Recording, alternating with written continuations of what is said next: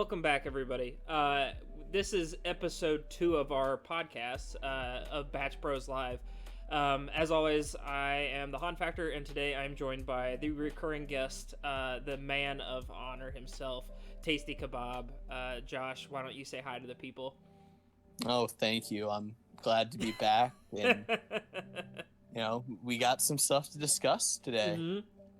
That we do. So, this week was episode 7 of Katie Thurston's The Bachelorette. Josh and I have both watched it, taken rigorous notes, and we are here to discuss our thoughts and findings of the episode as a whole. So it'll be interesting, and we were talking just briefly, not anything in depth, because we like to make this fresh and for you guys. But we were talking about kind of just interested to see what each other's thoughts are going to be. But just to kind of jump into it, so the episode starts off with really not a whole lot of like direct conversations going on, but the topic that keeps coming up at the beginning is hometowns. There's 7 guys left. There's certainly going to be 4 roses given out by the end of the episode, and that's really going to determine who goes to hometowns and who doesn't.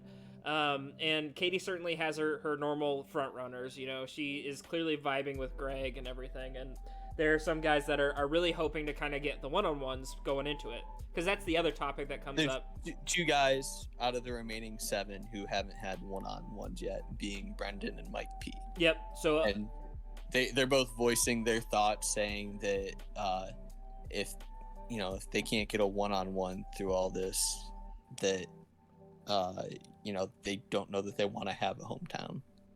Yeah. So. And you know what? I think that's reasonable. I always ask myself, it's like, how much time are these people spending together with the lead when they're not in that type of situation where they have that one-on-one time, where they have the ability to grow any sort of relationship? It's like how well does she know both those guys?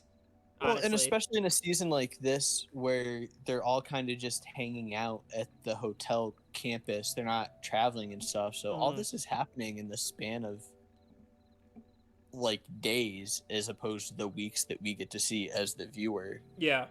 So it's going super fast, and I can't imagine bringing someone home to meet my family that I haven't really had like a super serious conversation with. Yeah, so I agree with that. It's certainly weird to be like, hey, mom and dad, here's the love of my life. I know that you I've talked to them for maybe like 15 minutes alone over the course of 3 weeks, but we're getting married. I hope you're okay with that. Right, because even all like the one-on-one time that they get in the group dates, you get a few minutes together that can end at any moment, and it really, at least to me, kind of seems like you have to kind of put on just like a quick little show. You have to do something that's just going to stand out. It's not as genuine and like as much of a heart-to-heart truly as the big one-on-one dates are. Yeah, you have a very, very small window to try to make some sort of impression that is going to last on somebody, that is going to be meaningful, and then hopefully develop into some sort of relationship, or at least put you apart far enough that you will get that opportunity on a future one-on-one date or something like that.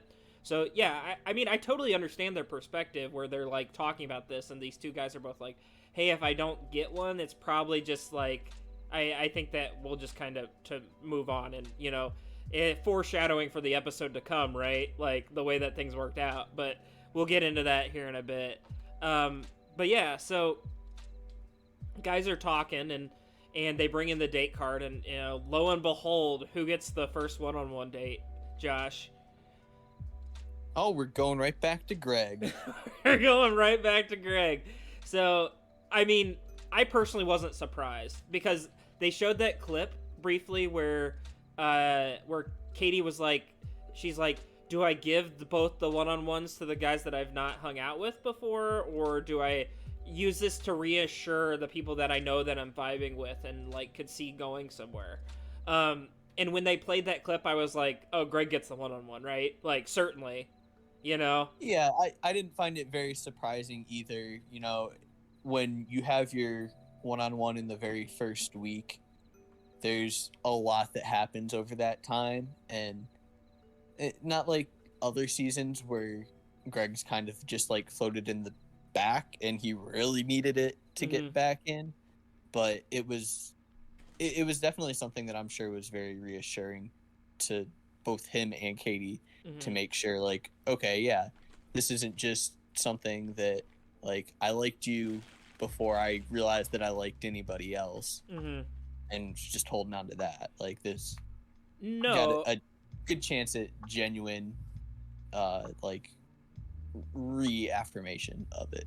Yeah, I think they have a very genuine connection, you know, like, I think that they truly do, like, enjoy each other's company, and, like, I think that was telling in the one-on-one, too. Like, I just wasn't surprised that the first date and the first one-on-one went to Greg. I kind of thought it was, like, you know, it's like, I don't know how much influence, I think it's her choice, right? Like, I'm sure the producers have some level of influence on who gets the one-on-ones and whatnot, but it's like, if it was me, right, like, I'm like, well, I don't really want to ruin something that I had that's going really well with somebody, as opposed to going out on a limb with somebody that I don't necessarily just immediately vibe with or click with as much, right? Like, I think that makes sense to me, right? Like, I was in favor of her going for something that she thinks is more of a, I don't want to say done deal, but something that she feels good about. So, rather than something that she's very uncertain of. Yeah, I would feel like the producers have a little bit of, like, say, like, they're giving their suggestions, what they'd like to see, what would be good story and whatever. But, like, ultimately, too, with, like, Kitty's personality, I don't think she's just going to be like, yeah, you get to pick. She's going to say, no, this is who I want to have it with. And, like, maybe around the time they get to the second ones, that's when the producers are maybe a little bit more like, oh, well, like, try talking to this guy before you have a second one with this one. Sure. Like, you know, I was thinking maybe last week that's probably how Justin got his, but at the same time, yeah, she also does want to, like, explore these relationships with guys that she hasn't had the chance to see. Yep. So, I mean, the implication, too, of Greg getting this one-on-one is that one of the two guys that didn't get one before will not be getting one, because there's only going to be one more one-on-one. Agreed. So, yeah, I mean, that's a very, like, strategic thing that they do, too, because it and then cast out onto the two guys that are left. You kind of think it's like one of them's going to get drama, it, one of them's not the show. Yeah. So it stirs up some drama, stirs the pot. So I don't know if you noticed this, but it kind of caught my eye. I think, you know, oftentimes you see some guys that are kind of just like chill, whatever. Okay, somebody else got this one-on-one here. Every other guy in the room looked like really distressed and upset that, like, they weren't gonna be there. So, I mean, at the very least, with the guys that are there, they all feel very genuine, which I think we kind of talked about last week too. But that was just, like, further cementing that idea in my mind. Oh yeah, I think that, like, of all the seasons I've ever watched of this show, that these guys, this group of guys, like, genuinely, like, support each other, and, like, certainly it's a bit awkward when you're dating the same person, but, like, I think they are coping with that fact well and know how to, like, be supportive of each other through that, given that it is an inherently bizarre position to be in, you know? Like, I think that I agree with you, right? They are very supportive of each other. They are showing that, like, parts of themselves that to show that they actually do care about, like, Katie and each other through this process. So I think overall it's a good thing. So, but yeah, so, you know, let's talk a little bit about Greg and Katie's actual date while we saw it. So Katie's from Seattle. She wanted to do, like, give him a little taste of home, and did Katie's place instead of Pike's place. It's a little market. Well, I want to take a step back before that, actually, Lewis. Go ahead. Because it felt like they did, like, a solid 3 minutes of them just kind of walking through this path and then kissing. A little more walking, a little more kissing. I was like, oh, come on, like, actually do something. Like, we know you've got a connection. Yeah, no, and then, you know, go ahead. I didn't realize this until the very end too, the the little like credit scene that they have where they usually have like a blooper or something. Mm-hmm. It's Katie and Greg like actually talking and having a conversation. I mean, showed none of he's it. telling a joke, a very cheesy joke, and cheese pairs well with olives and wine, so makes sense. But like I was just like, why not show some of the conversation that they can actually have here? Because if they're going to be doing activities later in the date, like I don't know. I was just a little frustrated with it, but yeah, I think that kind of sends. I didn't feel that way initially, but kind of as the date went on, I felt very similar to you too, because they did, like I said, she did Katie's place. It was supposed to be like a spoof on Pike's place. They threw the fish. It's a place in Seattle. If you guys have never been, it's a neat little market. I'm sure anyone who's ever been a tourist to Seattle has gone to it. So, but I thought that was cute and all, but the date itself was very much so like boring. But the entire time that I was watching it, I thought to myself, I was like, how is he not winning the show? Right? Like, this is Greg's to lose. Like, they are talking, because I thought, kind of going off your point, they are talking about nothing. And you can tell that they just really like each other. And, like, yeah, it's just all vibes. They don't talk about anything. They just vibe with each other. And you can tell that they, like, have a chemistry that's very undeniable still. absolutely. It seems to click very easily for them. And I know there's a lot of Greg haters out there, but he just... Why are people hating on Greg? Oh, people just don't think he has any personality. Like, oh, he's too quiet. Mm-hmm. He's a guy that, like, I'd see at a bar in my hometown, not a guy that should be on The Bachelorette. Oh, that's a load of bullshit. Do you not want to... Come on. Yeah, do you not want to date the guy on your...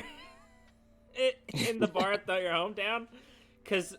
let me tell you guys out there watching this, you're probably not going to be on the chances are of meeting somebody at the bar is going to be a little bit higher than the chances of you meeting somebody on the Bachelor/Bachelorette series. Only a little bit higher. Yeah, only a little bit higher. Unless you're like you or me and, we use this podcast to launch ourselves onto the show in the future.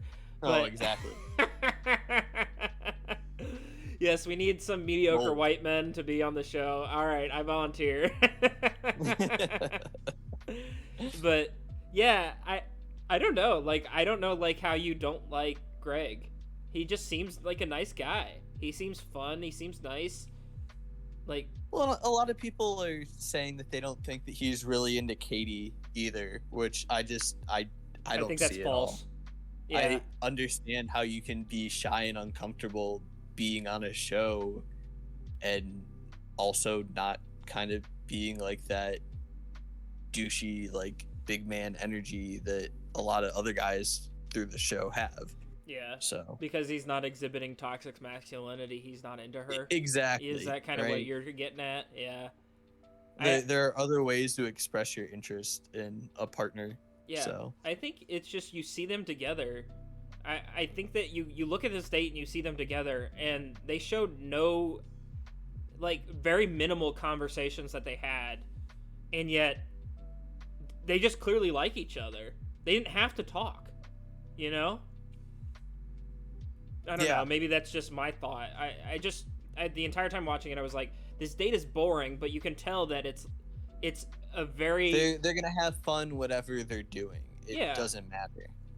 And that's very important in a relationship. I don't know. I don't know how you watch that date and you don't think Greg is the front runner of the show. And I don't know why you would be a Greg hater out there either. I think that he does have, like... I think he's just a nice guy. And I think I can say that about a lot of the people on the show, too. Like, they just seem like nice guys that are left. So, she said she wanted a nice guy. I guess she's going to get it, right? So... Right. Yeah. I think she's hope. done a you good never job know until you... Yeah. Go ahead. Narrowing down who she has. Yeah, I guess you never really know until you get out in the real world what some of these people are going to end up being like. But at least what's presented to me on the screen seems like good characters who genuinely are capable of caring, or at least putting up a front that they do, and just seem like fun people, which, I mean, it's refreshing. I feel like the Bachelor and Bachelorette series hasn't really brought that great a cast lately, you know? No, there've definitely been some people on that feel like they are just plants by the producers, and that's interesting. The like first season or two you watch, but the more you see of it, you can already tell how things are going to play out, and it just gets to be tiresome. Let's see some real conversation, some real people, some real emotions. Yeah, you don't want to see a predictable storyline. Superficial. Yep. Yeah. Agreed. Fake crap. And I mean, Bachelor in Paradise is coming out, and I don't really love the cast that they released either. For the most part, I felt like there's definitely some good ones in there, but I feel like, not to sidetrack this conversation, but there are a lot of problematic personalities that are on the like Bachelor in Paradise cast that they brought on, and I mean, that's more the appeal of that show too, right? I haven't actually watched any of that, but it seems like it's more like the hookup culture instead of building connections.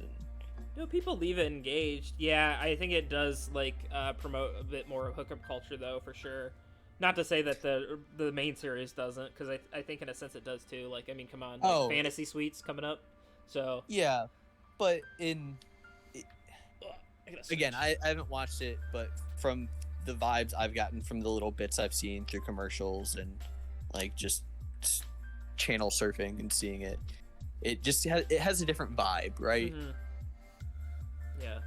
So, no, for sure, I agree with you. But to get back to the Greg and Katie date and kind of how it wraps up, they sit around, they're having a nice dinner, they're talking. Well, Greg... I have more comments. Oh, you do? Katie's place, yes. Oh, okay, go on. I have like no opinions on this, actually. I'm glad you do, because I felt very like uninterested by the whole thing. So overall, a boring date, but it's about the person you're spending it with, not what you're actually doing. Me as a viewer feels differently. Me as somebody that like that it's like, if I want these two people to be happy together, then yeah, obviously it matters more who you're spending it with than what you're doing most of the time. But go on. So first note, we've kind of talked about this, but I just wrote Greg plus fish equals bad, because all three of those tosses going in either direction just were complete and utter disasters. Oh, they about destroyed the place. Yeah, when he started spinning around with the fish, I expected him to like knock Katie out with it or something, because you could tell immediately it was not gonna end well. I liked the point where they did the bubblegum thing, and that was gross. Do you know what I'm talking about? They blew a bubble and they stuck it into each other, and then they stuck it on a wall full of gum. And every time I see those like gum walls that like different cities have and everything like that, I'm like, this is gross. Don't do this. This is breeding disease. Yeah, I was like, as someone with a vested interest, like, please do things to reduce the spread of this horrible pandemic. And one of those things is chewing gum on each other and sticking it on a wall. Didn't love that. So, but yeah. I mean, it was fair game to me, but I don't want to be near everybody else's gum. Like, if we're just chewing gum and like put it together, that's fine. Mm-hmm. But let's not go to the gum wall. No. Oh God, no. Yeah. So, do you have more comments about Katie's place other than Greg's a spaz that can't throw a fish? I did. I had two more comments. Okay. The next one was when they were going to do the oysters, and Greg cracks one open for Katie. And I'm not eating an oyster. They're in Arizona, right? I or like New Mexico. Arizona or New Mexico. There's someplace they should not be eating oysters, but go on. I mean, they could have had them flown in, for all we know. That's fair, but I'm not entirely sure that Katie's had an oyster before, with the way she was very like hesitant and slow to that oyster. And then I felt like the producers went with a kind of racier cut there, where they had Greg telling her to swallow. Like, I thought the same thing. I didn't write that down, but I had a similar. I was just sitting there laughing. I'm like, oh man, they're playing with fire there. Out of context. There's been plenty of racy things that have happened in the last 2 episodes alone, but yeah. I thought about that too. I was like, oh, things are getting spicy up in here. So my last comment is that, of course, they went and built bouquets for each other, and as the floral arrangement all-star you are, yes. I wanted your thoughts, your serious thoughts on this. This is funny you asked, like, because I had the same. Would be able to rate them, or no, you could just say who you liked better. I will have to go back and do like a quick like view of what they used and how they arranged them. But the first thing I thought, so I didn't look at it in depth I think this is hilarious that you brought this up. Katie's bouquet was nicer that she gave to him, and a large reason for that is because I like hydrangeas and they're expensive. And she had 2, I think, in there that I saw. They were white, which is fine. I prefer them to be like blue or pink, but I think her bouquet probably was more expensive, and it looked like it had better color scheme. I did like the structure that Greg had going, because from what I remember, it was kind of a linear path, like it kind of had a slope to it, which I thought was more of like not like a bouquet you would give somebody to hold on to, because, you know, you would think more symmetric in that case, if you know what I'm trying to say. Round, symmetric bouquet that, like, somebody that a bride would throw. But his was kind of like long, sloping, had an interesting structure to it, but I liked hers better. So, just initial thought. But that's hilarious you bring that up. Oh, no. You know, Lewis, I just need to give the people what they wanted. Yeah, so as somebody that has some experience in floral design.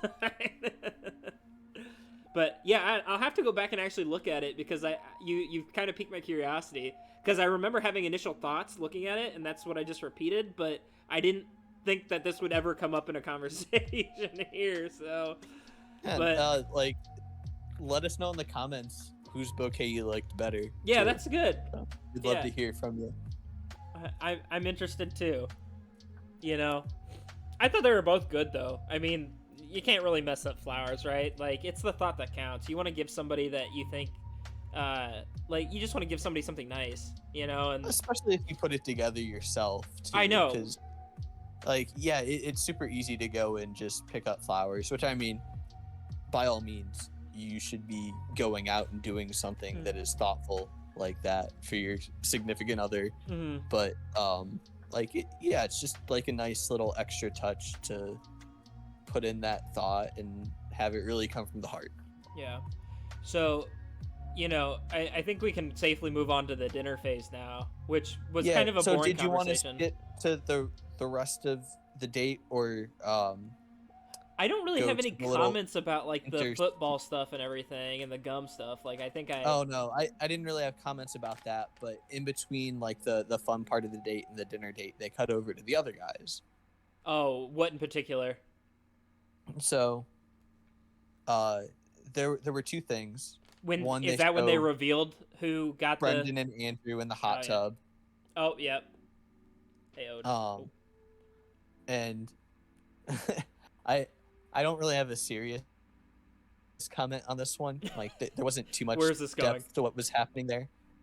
But Brendan had a tattoo of 1994 on the top of his shoulder. I know, I saw it. And I was just like, damn, I feel old.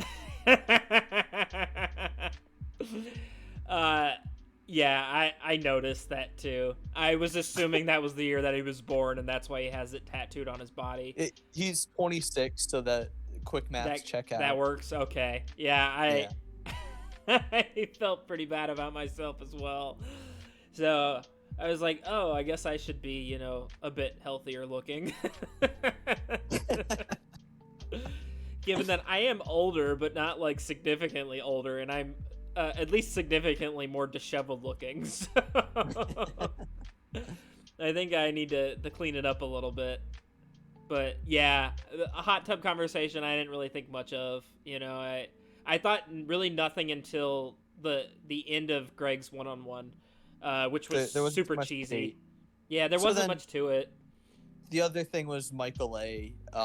Talking to his son on. Oh, I thought Zoom, that was really adorable. Yeah, I'm like, damn, he's so genuine. Yeah. It was very sweet, and like you hope that however this ends, he's gonna be able to get back to his family without any regrets. Yeah, I have comments about Michael A. coming up too, kind of later. But I really do like him as a person and a character on the show. I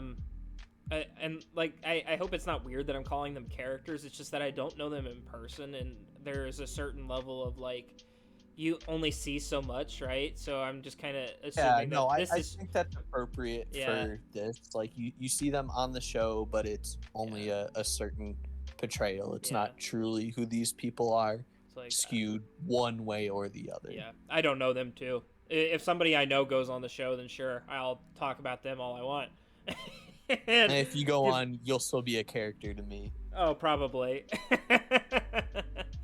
But yeah, no, like, Katie and Greg's like actual dinner date was not super anything. Like, he just said, I really am excited for you to meet my mom, and that was really about it. And then they ran off into the rain and made out, like The Notebook, Yeah, of course, Greg did get the rose. Yeah, no surprise. It was never really in question.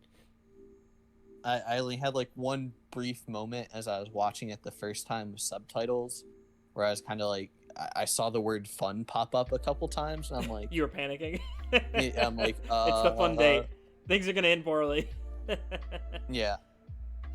Yeah. No, I at no point did I think Greg was not going to get the rose. It seemed like a slam dunk to me, and, lo and behold, Katie gives the rose to Greg, and they run off into this fake rain and make out for a while, and it's very Notebook-esque, kind of cheesy.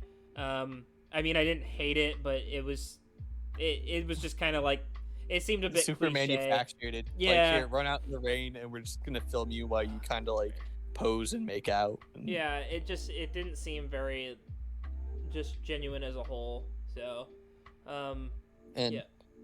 My thoughts were that they added all that rain instead of just letting them make out anywhere else, so you couldn't tell where the wetness was coming from. What? All right, Josh. Great. I know, cheesy and a little raunchy. Oh, that's a bit much. But yeah. Yeah. All right. I'll go back to my corner. They have their Notebook-esque ending, and the next thing is a cutscene to the next, like, they're revealing who's gonna get the group date and who's gonna be on the last one-on-one. So pretty much run down the list of names, and they give you all the suspense you need. It's you're pretty much assuming at this point that the one-on-one is either going to go to Mike P or to Brendan, because they're the guys that haven't had it, and it would be kind of the left field thing would be to give it to somebody that already has and give it to neither of them, but I didn't think that was going to happen. So they read off the names, and everybody who gets called has had a one-on-one, and then they save the last two, Brendan and Mike P, and lo and behold, Mike P gets the one-on-one, and Brendan doesn't get it. And Brendan asks himself almost there, he was like, why am I here? Very, like... Yeah, like I was thinking the same thing. I'm like, why is Brendan still here? That's what... Yeah, I think he literally says the words, why am I still here? And it was like, I had thought the same thing. I think everybody was thinking the same thing. No one's seen any sort of conversation with her, but like I haven't in the short time that I've been invested again. They haven't had very much interaction overall, let alone anything with depth. And yeah, obviously not a one-on-one. So it's just like, okay, he's been hanging around. I really mostly just know Brendan at this point as the aggressively Canadian dude. Yeah. Like he's there, but I don't think I could tell you a thing about him. Did you know that him and Blake knew each other previously? Like, they're from the same hometown. Yeah, so I was reading about it last week, actually, but that was the only way I really thought it was ever... Like, that's the only way I thought you could have known about it. And then, obviously, later on, Brendan and Blake have, like, this little bro moment, and it was just... It felt weird for them to put in when there was no context for anyone else. Yeah, they apparently are, like, actually whatever. Relatively close. So, yeah, no, Brendan and Blake played on the same hockey team, I guess, and know each other. And Blake kind of got Brendan the end to get on the show. So it was kind of awkward when Blake showed up later, but I guess they were making it work because they seemed cool about it. So yeah, I think Brendan knew he was kind of drawing. There. I think Brendan knew he was kind of drawing dead too at that point. So by the time Blake showed up, I think he could look around and say, all right, she likes Michael A. better than me. She likes Greg better than me. She likes Justin better than me. Blake showed up for literally 15 minutes. She already likes him better than me. So, right. Like, I'll have fun and enjoy the ride while I'm here, but I'm not expecting this to work out in my favor. So, but yeah, I guess I kind of get that vibe. So Brendan decides that he's gonna go up and like kind of confront Katie to just say, hey, what's going on? Mm-hmm. Like, is there something here? Because he said that he did feel good things about being with her, and I don't know how much of that's just like, you know, trying to get through in the show still versus actual feelings that he has. Mm-hmm. But well, I commend him too. It's like I felt he handled that situation pretty well too. Respectable for him to go and do that. He more or less asked her. He didn't use the exact words. He asked, "Why am I here?" You know. It seemed like a very straightforward. It seemed like a very straightforward conversation that he got the clarity he needed out of. You know. So right, and that's at least like some decent closure. It's not there standing in front of like the group of guys and waiting, trying to figure out if you're actually going to get one or not. Mm-hmm. You know, like that's how you'd want to go out. I would think, instead of going on this weird group date to come. right. But yeah, so I guess is something I noticed body language wise too is that Katie like kind of looked a little bit nervous, like chuckling there as he came in.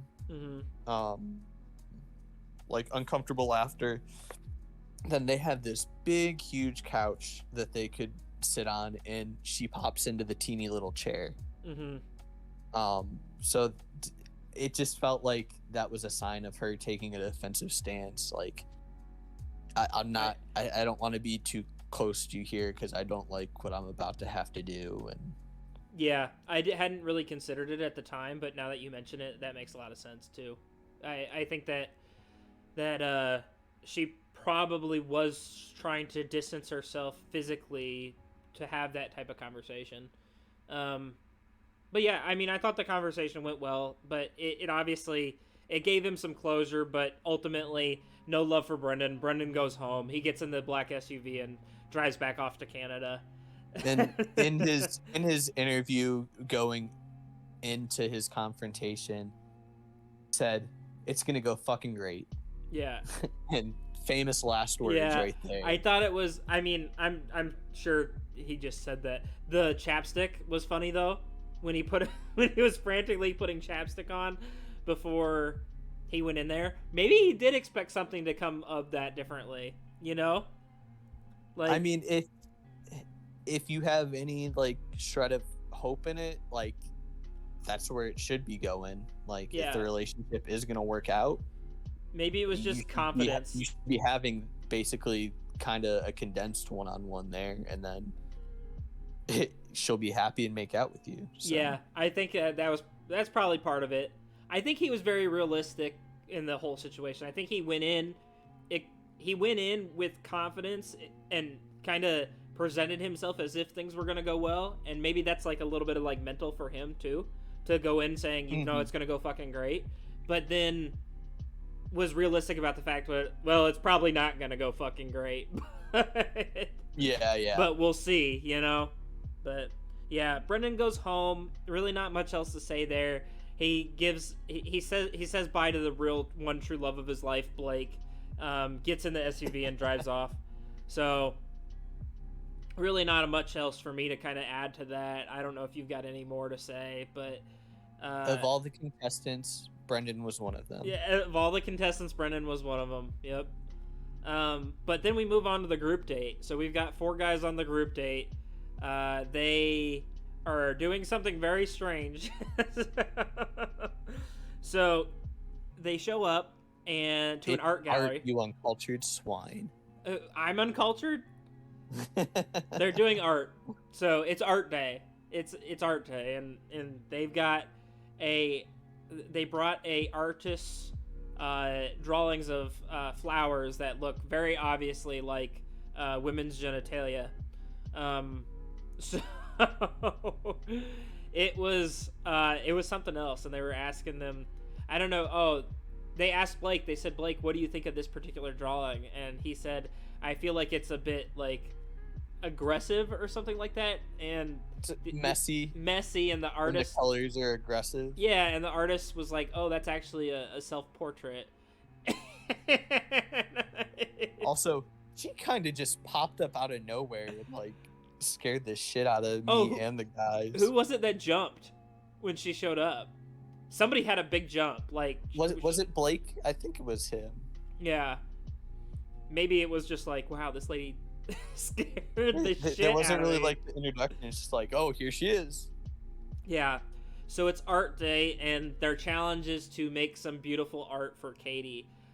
So the first person to present was Michael A, and he makes a sculpture of what is a blurred out butt. We can't really see it, but he makes Katie's butt and presents it. Really, not much else to add there. Andrew, it was interesting that he went with the relief sculpture while everybody else was painting. Yeah, I thought so too, but I didn't really invest too much thought into it. Like, why the sculpture versus a painting? I don't think it means anything. I'm just saying it was interesting. And then Andrew presents next, and his painting was weird. I don't know what that was. Oh no, it was Justin next. No, it was Andrew next. He had the weird sushi one. Yeah. Andrew showed a painting of the weird sushi thing. It was like some like Venom-esque mouth, like Venom the supervillain going and like eating sushi. It was kind of creepy. It had a style to it, which was interesting, but yeah. I was honestly Talking I was about like, how he and Katie are foodies.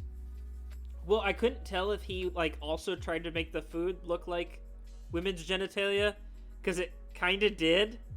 With him mentioning eating a few times, I was wondering if that's what he was like hinting at. Yeah, and, he may have said something more direct too that they would put in. So. Ugh. You don't want to lay down?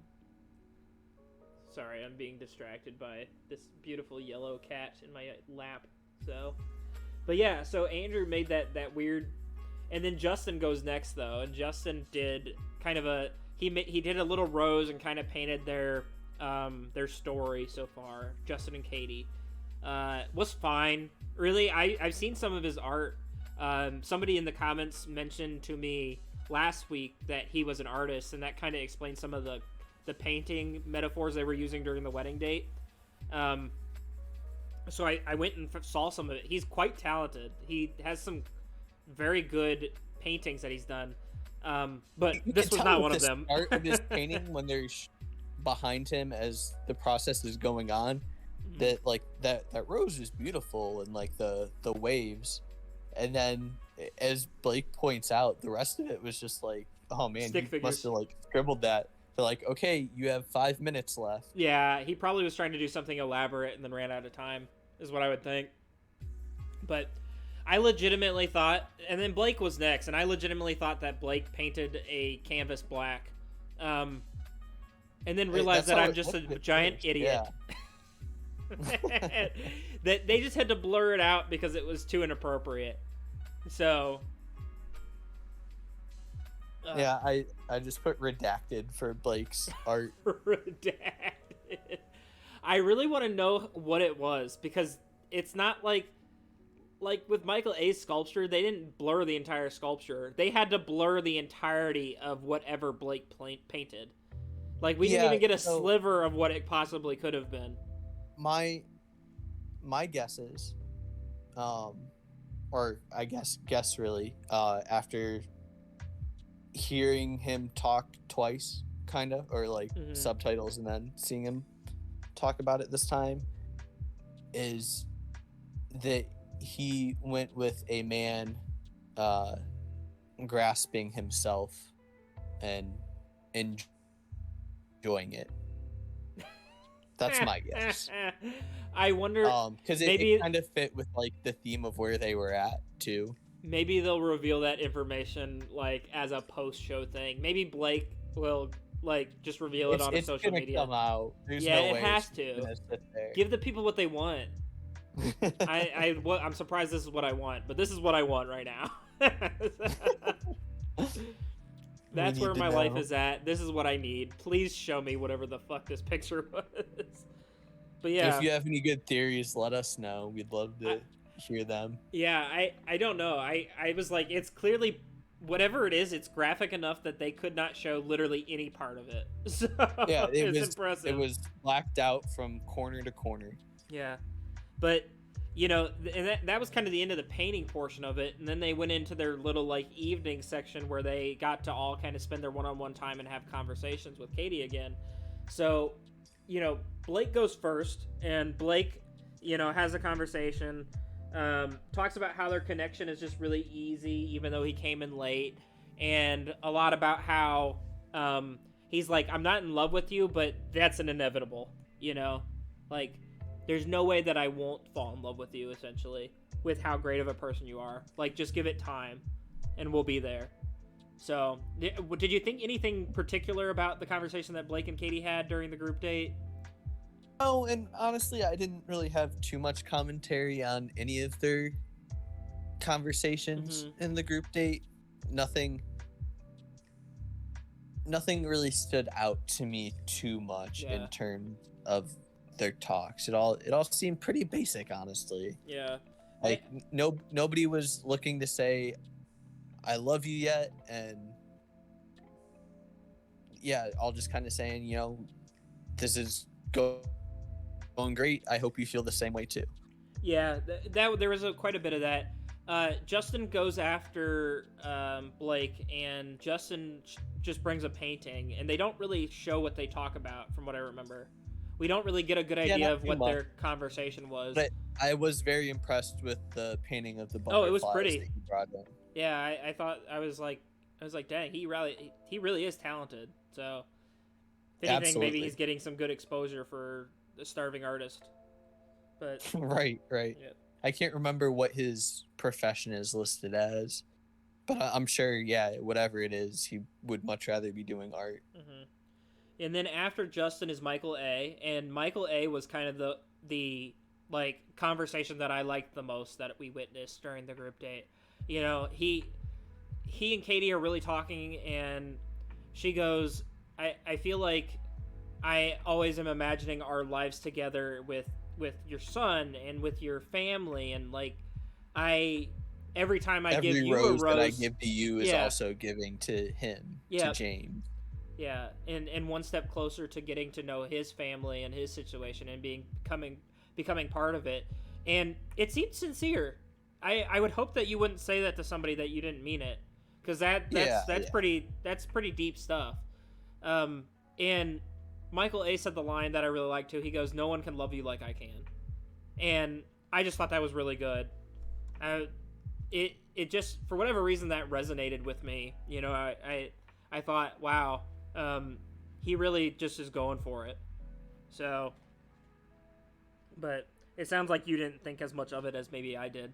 I mean, like on Katie's side, there was like talking about how she really like thinks about not just Mike but also his son too when she's making her decisions, which is important, I'm sure, very much to Mike. And then I mean, like saying that he can love her basically better than everyone else. I mean, it's surface level, I get that, but it just seemed like he was like he was about it. So he said, I'm like it seemed sincere, to me. But also, like, you don't really know how her relationship is with everybody else. Yeah, you were like married before, and so you know what it's like to actually be in that kind of committed relationship. But I mean, just okay, maybe. Yeah. Okay. Fair enough. Yeah. I don't know. It didn't hit me the same way. I liked the conversation they had a lot, and he was the clear winner of the group date after that conversation.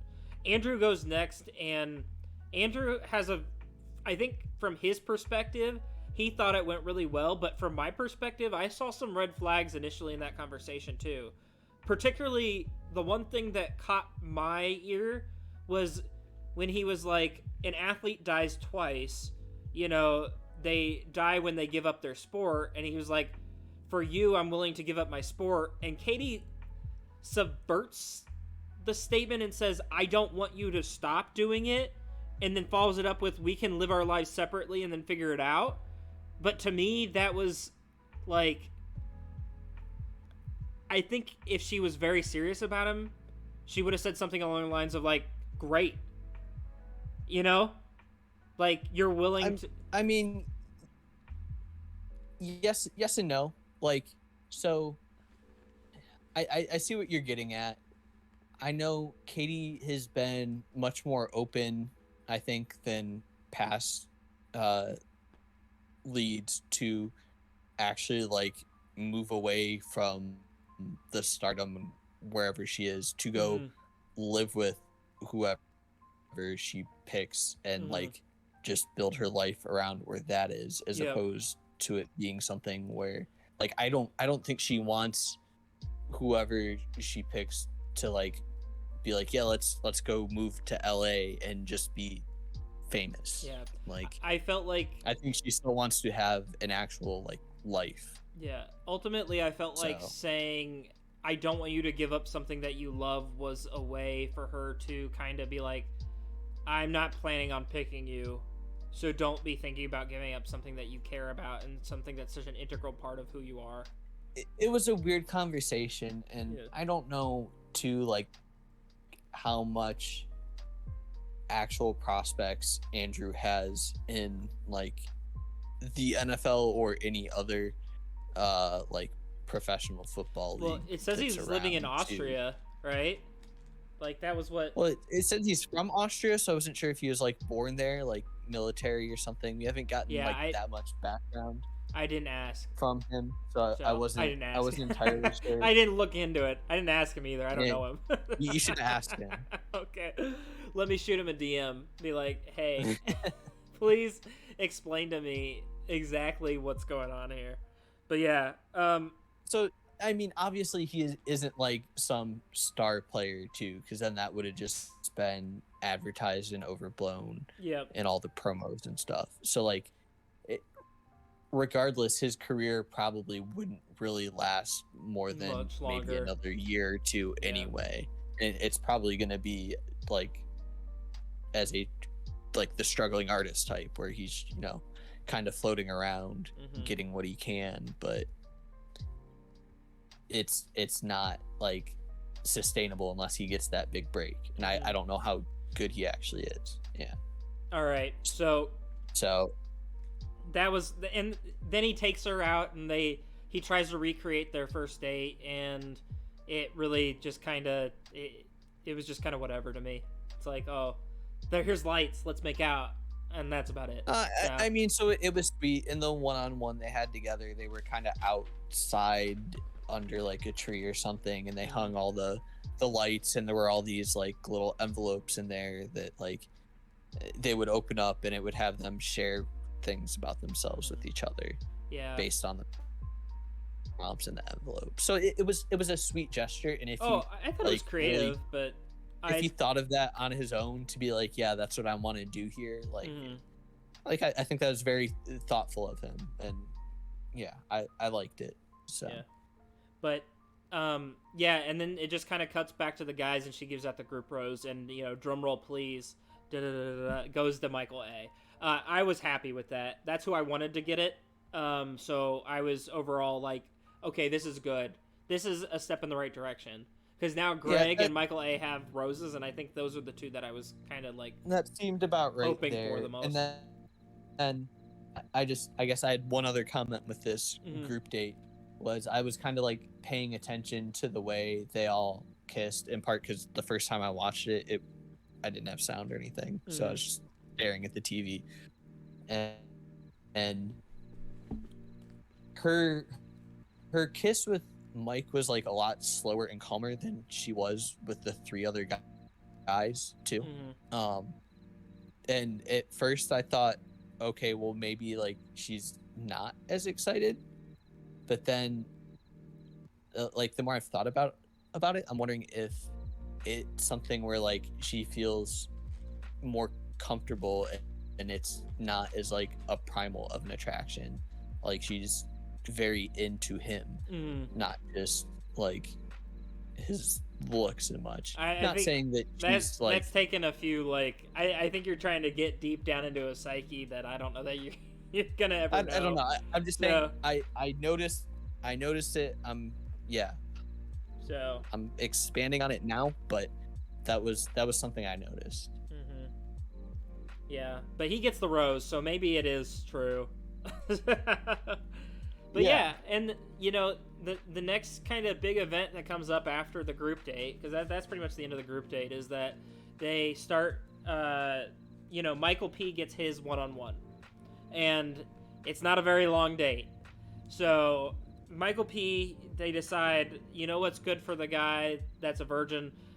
We want him to awkwardly cuddle with somebody on national television and try to make him as uncomfortable as possible. So they bring in a outdoor cuddle expert. I don't know if she's specifically an outdoor cuddle expert or just a cuddle expert. To show she said, "Welcome to my home" when they got there. That's fair. It's all of our homes. It's the earth. It's Mother Nature. And she teaches them two different positions: the oxytocin hug, which you and I will have to experiment with at a later date. And the lap of luxury. Only if you buy me dinner. And the lap of luxury. And during the lap of luxury, there were some good quotes from Michael P here during this date. My goodness, I was. Were you cringe? I was cringing super hard. I was like, I don't know. So let me just read these. She reminds me of my mom, and then he just keeps bringing it up. And then he tells her that you remind me of my mom. Directly, like as they are spooning, are cuddling. And not that we saw anyway. No elaboration there to be like, oh yes, like you're this strong woman. It's just like, oh yes, we're cuddling, just like mother. Well, that's what he kind of explained it as too, because he was like, I mean, Josh, he was like, yeah, like when I was a kid, my mother. It wasn't creepy in the way that he explained it, because he was like, my mother's very nurturing.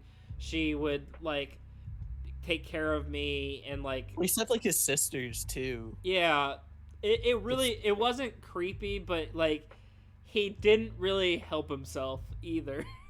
No. He may have gotten a bad cut, but he gave them a lot to work with. Yeah, and I was just like, dude, stop saying. Yeah. Because I was thinking to myself too. I was like, Josh, if a girl ever came up to you and was like, "You really remind me of my father," I don't think that would be something that I like. Okay, Oh well, you just call me casually daddy then. don't say that. so, so put yourself in this position. You've casually known this girl for a couple weeks, and you've had moments where like you're hanging out, but not like anything super intimate, right? Like you've gone on group dates with this girl. Put yourself in Yeah, Michael and P's he's position. even And the he one time, mentions how he views this as a first date too yes, I know, and when that's what I'm she's saying too. straddling him. It's like if a girl came up to me on a first date and was like, well, like you remind me of my father, and I really like that, and didn't like go into further detail.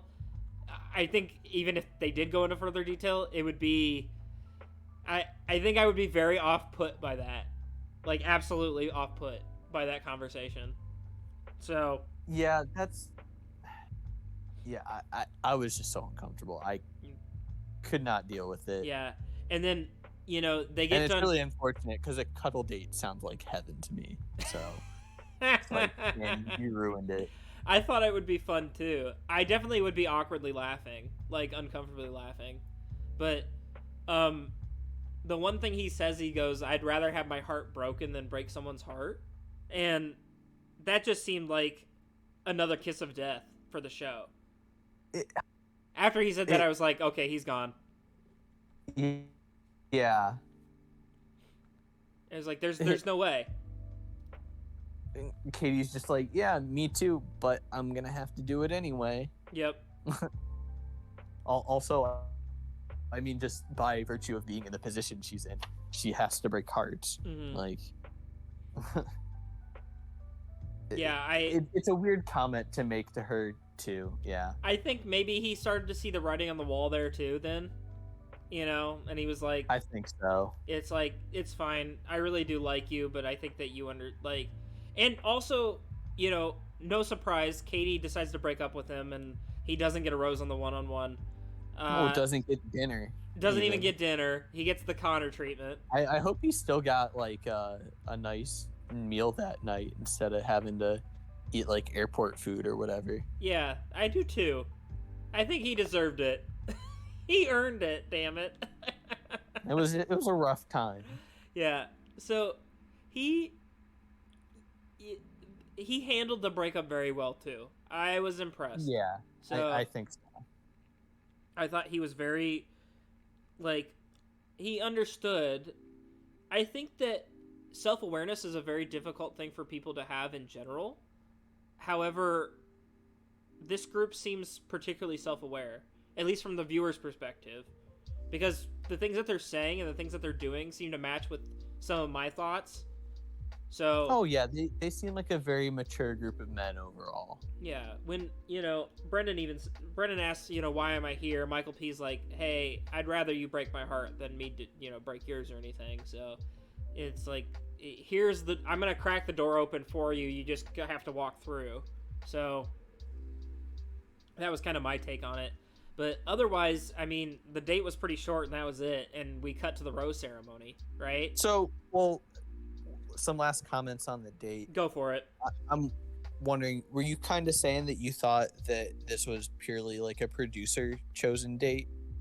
I thought that you could have... That they just wanted to like spark some kind of like drama or like something between them? So at the beginning of the episode, I pretty much... So as soon as Katie started talking, saying, who do I give these one-on-one dates to? I was under the impression one of them was going to go to probably Greg, because I think she likes him the most. And the other one was going to go to either Michael P. or Brendan. And it didn't matter, because I was pretty confident that regardless of which one she picked, she was going to send them home. So I don't think that whoever she was picking for that second date was coming out alive anyway. And even the guys said it. One of the guys said it at the mansion. I agree with that. I meant the premise of the date with them bringing in the cuddle expert. Yeah, Katie wasn't like, yeah, I want to cuddle with this guy that is clearly going to be uncomfortable with this.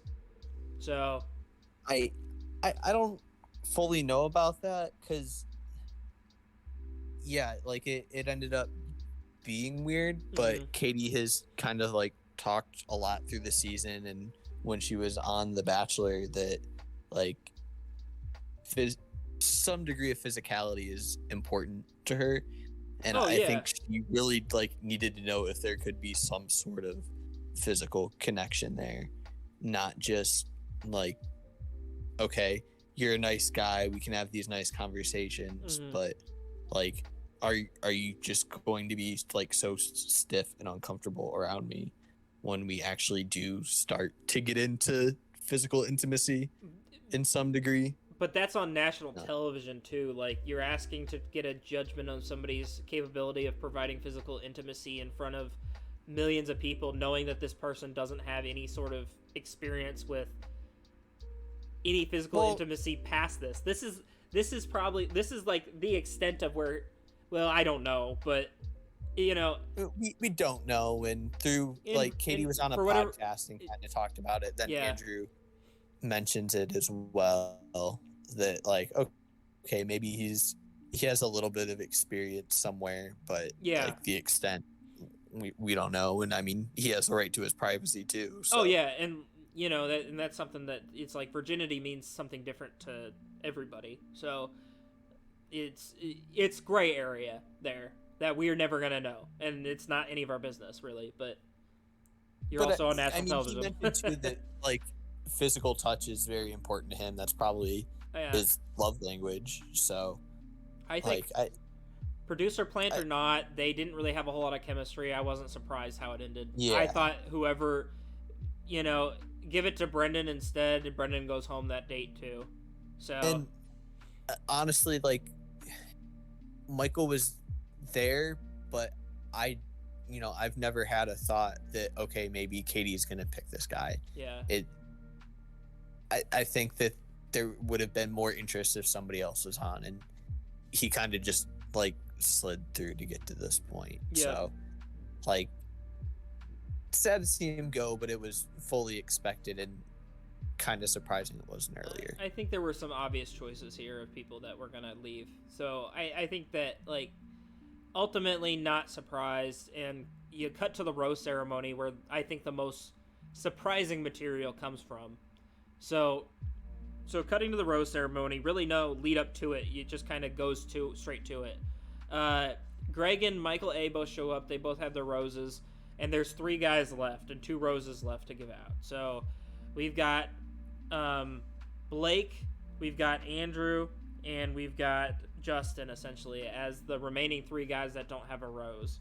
So pretty quick turnaround too, because there's quite a bit that happens after the final rose.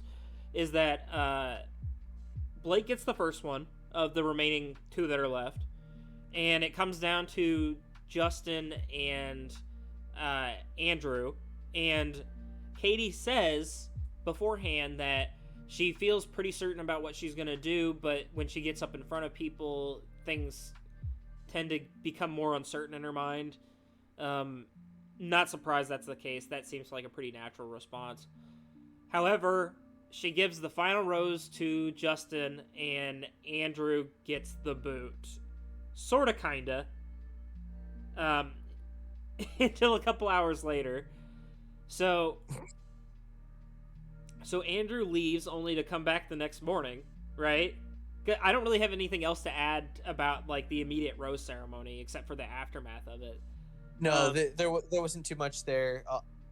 Obviously, the guys all seemed like sad to see him go. Mm-hmm. Again, just reiterating their connection, how they all feel very genuine.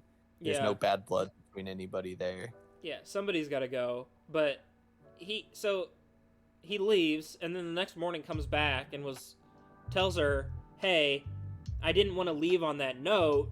Can we, just talk it out and see where things go? And they have just... Well, and he was saying, like, he wanted to be, like, smiling, too, mm-hmm. and stuff, because they both have been very, like, positive people together. Mm-hmm. I don't know that they've really shared any tears or anything mm-hmm. prior to that. So. Yeah. So they have a very good conversation, but the only thing that gets confusing is that he said, hey, after I leave, here's a note for you. Like, feel free to read it. And it's a very short note. It says, if you change your mind, I'll be waiting. And Katie just takes it and turns into, like, Olympic sprinter, runs out of the hotel looking for him. only to have another strange conversation where she said something along the lines of like, if you could have a little bit more time, would you be interested? And I thought that was kind of strange because it wasn't, hey, I'm still not it was kind of like, hey, I'm still not gonna pick you in the end, but do you want to stay for a little bit longer? Yeah. I don't know if you kind of interpret it the same way. So when he said, no, I'm good, and then leaves, I think a lot of that was predicated based off the response she gave to him. Yeah. And so I was having these same kind of thoughts. I'm like, okay, this is kind of weird. He comes back to talk to her, try to get like a cleaner ending, and then leaves that note where it seems like he very much wants the door to be open to like be back if Katie wants it. But I think because of the way she approached it, where she like gave him an offer, a question, not being like, hey, I screwed up, I want you back here. I know that he was kind of like, well, okay, so you really did think that, and like, yeah, I'm not just gonna come back around for you to like send me home again next week. Yeah, and that's more or less how I interpreted it. It just seemed she regretted the fact that she had to send him home, but you know, people were like, oh, I'm confused why he didn't, you know, jump at that opportunity. And I thought to myself, I'm not confused. If I was offered that, I'd say no too. You know, it wasn't like I want you. There.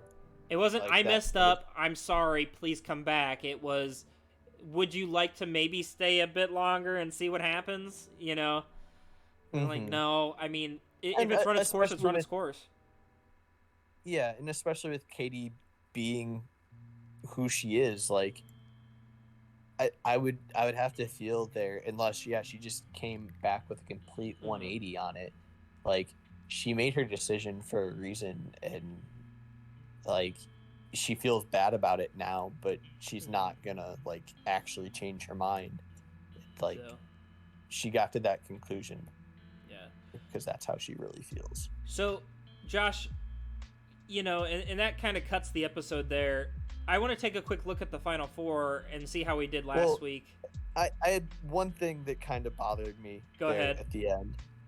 So, yeah, I was saying I was kind of confused before with the way, with like why he came back at all there, or like left the note the way it was, because it was, yeah, it opened the door. But I think it was more or less like, hey, if this process doesn't work out for you, please, you know, like, yeah, if it's just you and I, that's different. Like, it's like, I want to figure this out, like, in real life type of deal, like off the show at this point.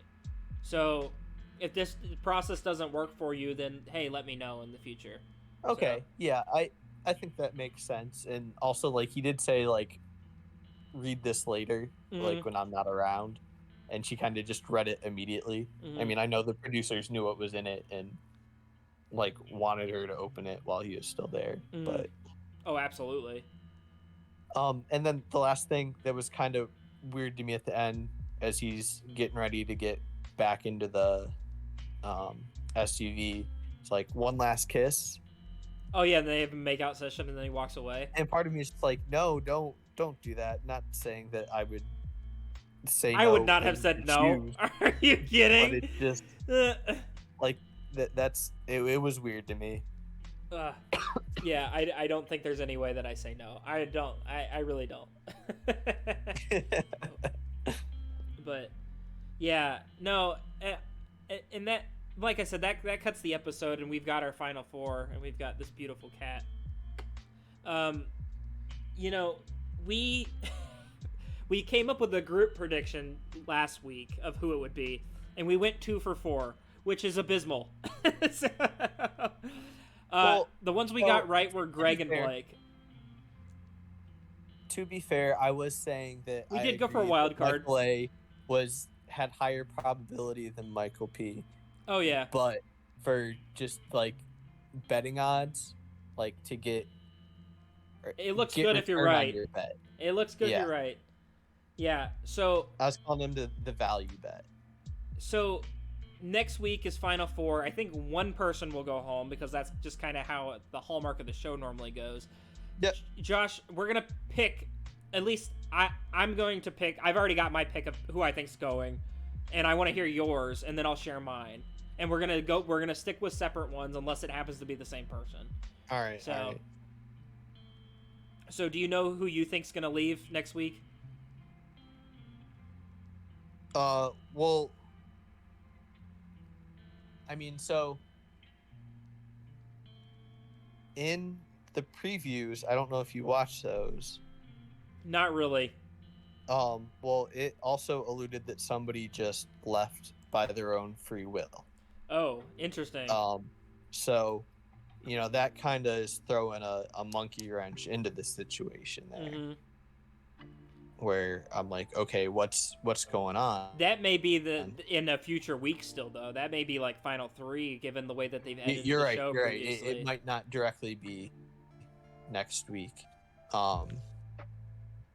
So I'm just, you know, I've kind of been hung up on that and haven't put too much thought in. Mm-hmm. But to me, like the surefire is that Greg is going to get through. Oh, okay, agreed. Then after that, you know, like my least confidence is in Justin, but I think either Blake or Michael would be more volatile. Mm-hmm. So who are you gonna say? You got to pick one. Who's going home?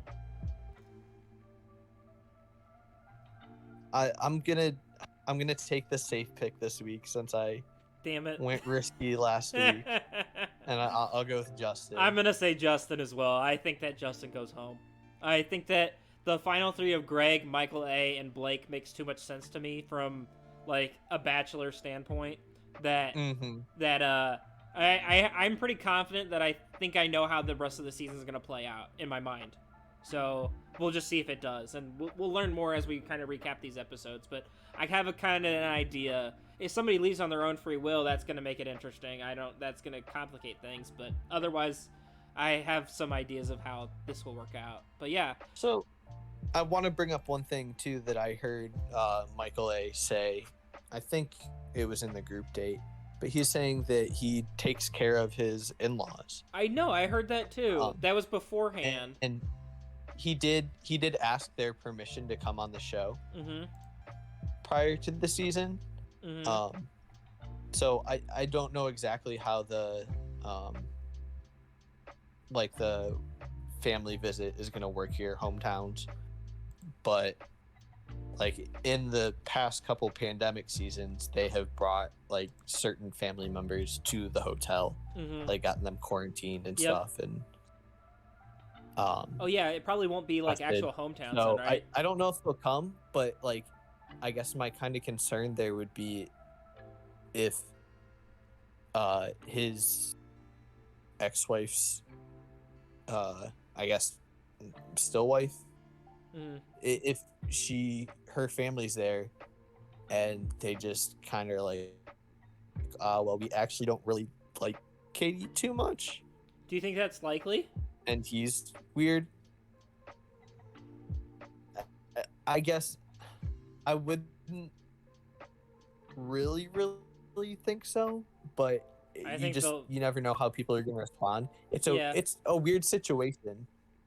Yeah, right? I think they'd probably be happy with him being happy. It sounds like they have a pretty healthy relationship, but we'll see. Yeah. I mean, I don't know. That's me extrapolating, but yeah, I mean, we will see certainly what ends up happening there.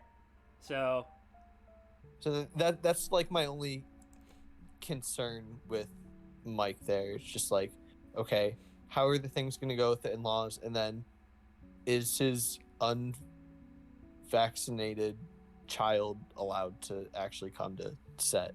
Yeah, like how does he get there? I'm interested to see kind of how the hometowns play out too, but we'll find out next week. And I think we get Mentel all next week too. Yeah, which should be really exciting. There were definitely some characters. Yeah, this season. So we might have to do like separate a recap and then a Men Tell All recap, but we'll figure that out later. Anyway, if anybody is interested in like talking or has any additions to kind of this episode and what Josh and I talked about, I've dropped the Discord link in the chat. Click on that and I can pull you over into our chat, and you're welcome to just kind of add whatever you'd like. If not, we'll just kind of be here talking just a brief bit longer before I cut the show, but we've kind of covered the gambit of today. I think overall my impressions of this episode, it was like it wasn't last week. Last week episode 6 was great. It gave me everything that I needed.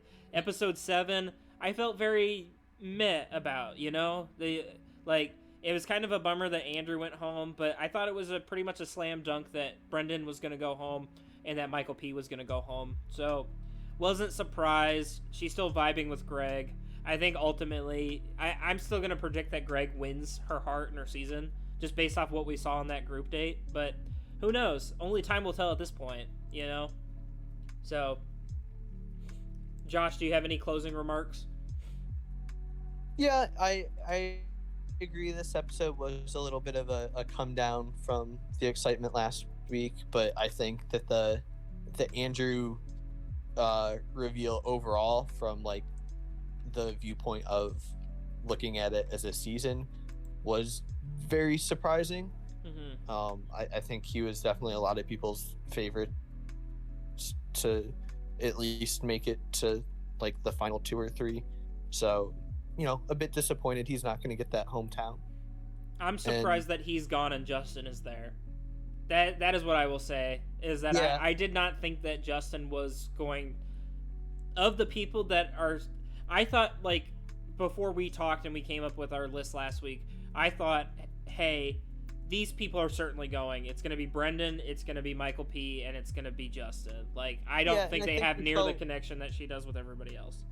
We both felt pretty confident on that one, because we hadn't really seen anything in that episode so much. Mm-hmm. This episode really too much here either, or in the rest of the season, that would lead us to think that they really do have a great connection there. Mm-hmm. But maybe it's just the cut we're seeing, and they've had a lot of talks that we just haven't been able to hear.